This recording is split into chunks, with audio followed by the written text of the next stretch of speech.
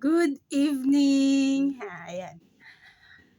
Ako po ay isang kasambahay sa Middle East since noong 2005 hanggang sa kasalukuyan, di ba? Tinubuan na ng puting buhok, hindi pa rin nakapag-for good. Ngayon, gusto ko lang i-share sa mga baguhan kung may tatlong bagay na dapat i-consider natin kung dapat ba tayong magstay sa amo natin. Kasi bilang kasambahay, pag baguhan ka, pwede ka before 3 months, pwede ka mag-change employer.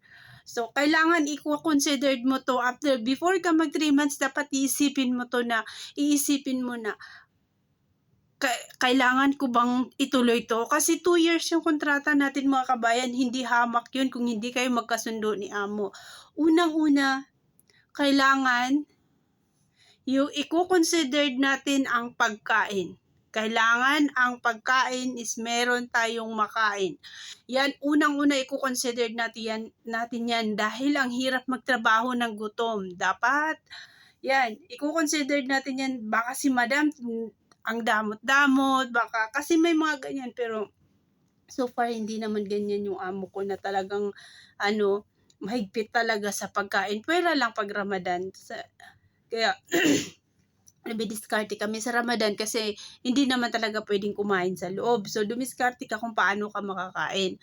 Pero iba kasi yung usapan yun pag yung may mga amo talaga na nakapadlock yung freezer, wala ka talagang maluto, halos wala eh. Yan, dapat i-consider natin yan. Pangalawa, i-consider natin yung rest time.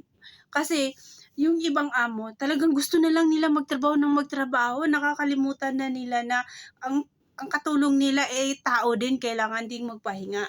Kailangan i-consider natin yan. Kasi nga may nasa kontrata natin na dapat 8 to 10 hours, continuous hour yun hindi yun siya broken time. Dapat yun nakapagpahinga tayo ng ganyan para naman sa kinabukasan meron naman tayong lakas para naman magtrabaho ulit. Dapat i-consider natin yan, yung pagkain, rest time, sweldo. Napaka-importante kasi marami dito yung mga amo na mahilig sa bukra, inshallah. Sa sweldo nila, pag yan ay hindi pwede. Wag natin sanayin. First month pa lang pag na-delay, dapat kausapin na natin yung amo natin. Hindi pwede yung gano'n. Kaya nga tayo nagtrabaho, di ba? Para para sa pamilya natin. Tapos, gano'n. Yung iba, inabot na ng 2 buwan, nag-ipon-ipon na. Tapos, pag nagkaroon ng ganyang problema, sila pa yung galit. Sila pa yan makahanap ng, parang akala mo, sila pa dihado. Sila na nga hindi nagpasweldo, dihado pa sila. Kaya kailangan, before 3 months, mga kabayan, dapat i-consider talaga natin yung mga bagay na to.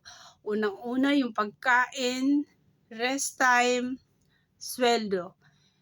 Yun talaga ang dapat. Dapat may sapat na rest time. Pagdating naman sa trabaho, kaya pumunta naman tayo dito para magtrabaho eh. Wala naman, okay lang naman kung kung katulad nga sa akin, diskarte na lang. Kasi nga, 5 yung alaga ko, plus 2 mag-asawa, so 7 sila. So ako lang mag-isa dito. Pero, namamanage mo naman yun sa katagalan, namamanage naman yun. Tungkol naman sa ugali ng mga babae dito. Kailangan tayo talaga mag-adjust sa kanila. Tayo yung mag-intindi, tayo yung kung ano yung ayaw nila, hindi na natin gagawin kasi sa tagal naman makikilala rin natin yung ugali ng mga amo natin. Yan. That's all for today's video.